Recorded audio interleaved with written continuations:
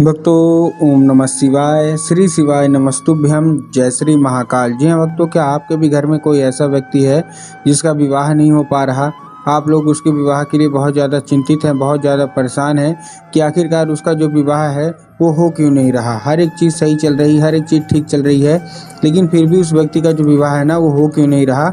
तो आज के इस वीडियो के माध्यम से हम आपको बताने वाले हैं कि आपको करना क्या है। पूरा का पूरा उपाय समझाने वाला हूँ। अगर आपने आज का ये उपाय ध्यान से सुन के अच्छे से कर लिया तो अवश्य रूप से है कि आपके घर का जो भी व्यक्ति है जिसका विवाह में अड़चनें आ रही हैं, जिसके विवाह में दिक्कतें समस्याएं आ रही हैं, वो समस्याएं हर एक चीज़ दूर होगी और उसका विवाह पक्का होगा ही होगा। देखिए, कोई भी दिक्कत हो, कोई भी समस्या हो जिसके कारण उसका जो विवाह है ना वो नहीं हो रहा, तो आज का वीडियो मात्र और मात्र आपके लिए है। पूरा आपको समझाने वाला हूँ, अच्छे से आपको बताने वाला हूँ, तो बस उपाय ध्यान से सुनिएगा, अच्छे से करिएगा। देखिए, आपको भी पता होगा कि पूज्य गुरुदेव की जो कथा होती है ना, जैसे कि आपको पता होगा कि पूज्य गुरुदेव की कथा में लाखों की भीड़ आती है। आपने देखा होगा, सुना होगा। तो अभी गुरुदेव की कथा चल रही थी, आज से 4 से 5 महीना पहले की बात है। वो तब चल रही थी, तब भी बहुत भीड़ आई थी। ठीक, तो अभी क्या हुआ था, 4 से 5 महीना की कथा हुई तो उसमें लाखों की भीड़ आई। जब गुरुदेव की कथा में लाखों की भीड़ आई तो वहाँ ज़्यादातर जो भक्त थे ना, उन्होंने क्या किया, आपने एक चीज़ नोटिस की होगी कि जो ज़्यादातर भक्त होते हैं वो क्या करते हैं, पत्र के द्वारा अपनी मनोकामना, किसके द्वारा, पत्र के द्वारा अपनी मनोकामना गुरुदेव तक पहुँचाते हैं। तो अभी गुरुदेव कथा में जब गुरुदेव की कथा हो रही थी तो वहाँ बहुत सारे लोग आए, भक्त लाए और लाखों में गुरुदेव को पत्र भेजा। जब गुरुदेव के पास पत्र पहुंचा और गुरुदेव ने पत्र पढ़े तो वहाँ उन्होंने देखा ज़्यादातर लोगों की केवल और केवल एक ही मनोकामना है। जितने भी माता पिता है ना, उनकी एक ही मनोकामना है कि गुरुदेव, हमारा जो बच्चा है ना उसका विवाह नहीं हो पा रहा। हम लोग बहुत ज़्यादा परेशान है उसके विवाह को लेके कि उसका विवाह हो जाए, लेकिन फिर भी अभी भी जिसका विवाह है ना वो नहीं हो पा रहा। कृपया करके कोई उपाय बता दें ताकि हमारे बच्चे का विवाह हो जाए। हर एक चीज़ सही चल रही होती है, हर एक चीज़ ठीक चल रही होती है, लेकिन लास्ट में आके कुछ ना कुछ ऐसा हो जाता है जिसके कारण उसका जो विवाह है वो रुक रहा है। कहीं ना कहीं से समस्याएं आ रही हैं। कृपया करके कोई उपाय बता दीजिए। उसकी जो उम्र है वो गुजरती जा रही है। कोई 30 साल का हो गया है, कोई 35 साल का हो गया है, यहाँ तक कि 40 साल के भी हो गए हैं, लेकिन फिर भी उनकी जो विवाह का योग है ना वो नहीं बन रहा। कृपया करके, वही बोल रहे हैं, कृपया करके कोई उपाय बता दें।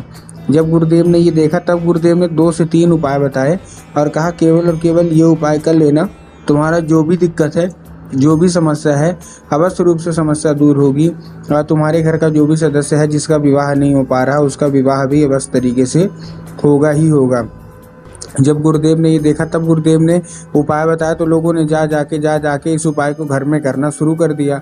अब जैसे ही लोगों ने जा जाके इस उपाय को घर में करना शुरू कर दिया, वही लोग गुरुदेव की कथा में 1 से 1.5 महीने के बाद वापस आए।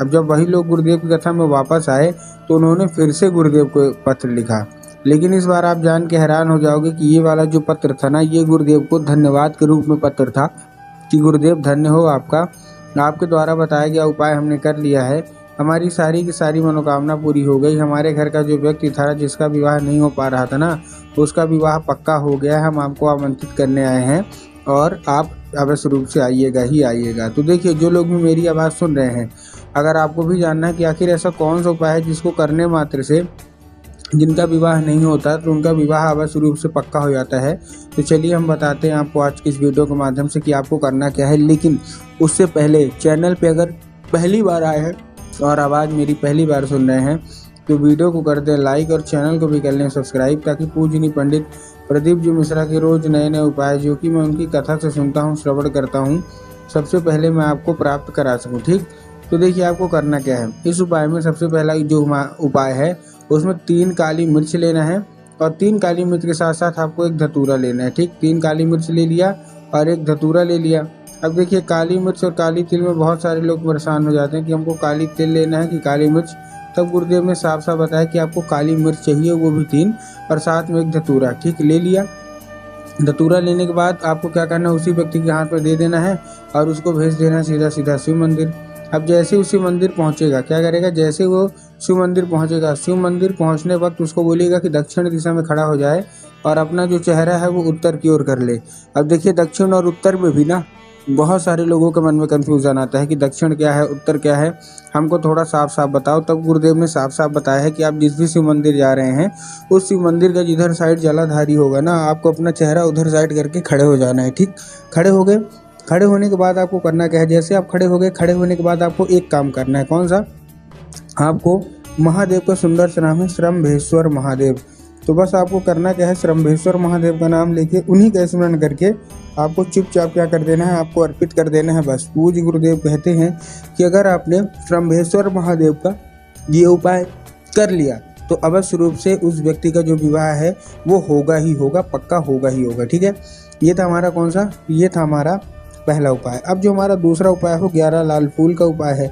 इस उपाय में आपको देखिए करना क्या है, इस उपाय में आपको 11 लाल फूल लेना है। जिसका भी विवाह नहीं हो रहा ना, 11 लाल फूल लेना है। 11 लाल फूल किसी का भी ले सकते हैं, गुलाब का ले लीजिए, गुड़हल के ले लीजिए, जो भी आपको पसंद आए आप ले लीजिए। बस एक दो चीज़ का ध्यान रखना है कि जो फूल है वो कहीं से भी कटा फटा नहीं होना चाहिए, कहीं से भी खराब नहीं होना चाहिए, कहीं से भी खंडित नहीं होना चाहिए। पहली चीज़ का ध्यान ये रखना है।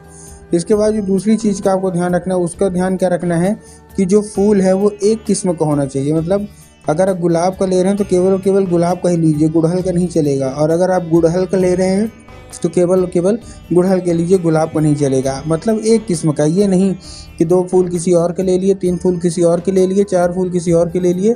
ऐसा आपको बिल्कुल भी नहीं करना, ठीक है ना। ले लिया, लेने के बाद आपको करना क्या है, जैसे आपने ले लिया, लेने के बाद आपको एक काम करना है। लेने के बाद आपको पहुंच जाना है सीधा सीधा शिव मंदिर। अब जैसे आप शिव मंदिर पहुंचेंगे, शिव मंदिर पहुंचने के बाद आपको करना क्या है, आपके दिमाग में आया होगा कि जाएंगे और बाबा भोलेनाथ के ऊपर अर्पित कराएंगे, जो कि पूर्णतः गलत है। तो आपको बाबा भोलेनाथ के ऊपर अर्पित नहीं करना। आपको कहाँ अर्पित करना है, आपको माता अशोक सुंदरी के ऊपर अर्पित करना है। अब देखिए, जिनको पता है कि माता अशोक सुंदरी की जगह कहाँ होती है उनका तो ठीक, लेकिन बहुत सारे ऐसे लोग हैं जिनको यही नहीं पता कि माता अशोक सुंदरी की जगह होती कहाँ है।